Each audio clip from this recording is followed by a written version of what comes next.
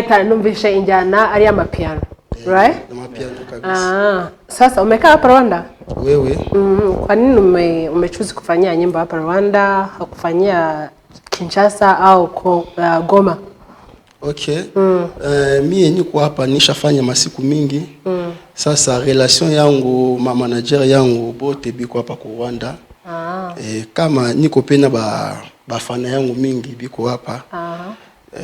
Siwezi kuenda mbali kufanya kitu jo nilifanya hapa jo bitu yangu za mingi biko hapa. Okay. Sasa unaona music ya Rwanda?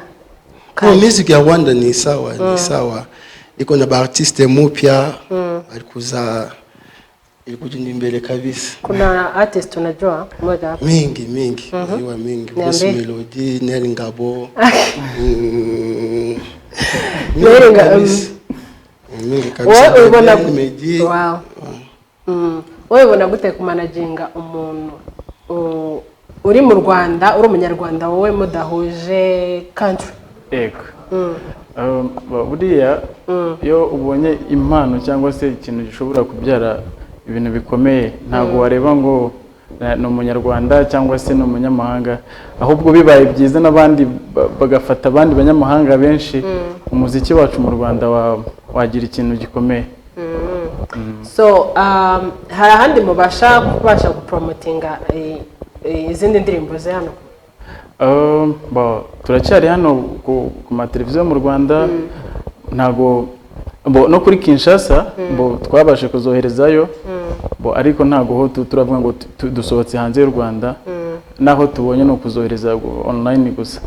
Rero turacyari hano mu Rwanda, ntago turajya hanze. Alright. Hanyuma ni ihe feedback mubona? Uko biri kose ni ibintu bishimishije, ntago ari bibi. Igihe tumaze n'indirimbo tumaze gukora ndetse n'iziri gutegurwa ni ibintu byiza biri butanga icyizere. Ego. So ni igihe ki amaze muri music? Tuvuge wenda ni indirimbo ebyiri amaze gushyira hanze, urabyumva? Umaze igihe kingana gute muri music? Igihe mwa music nilikuwa mtoto, nilianza kukanisa, niko napiga gitar, niko naimba. Sasa siwezi kukonte mais iko ma 20 ans de musique, mais carrière professionnelle, carrière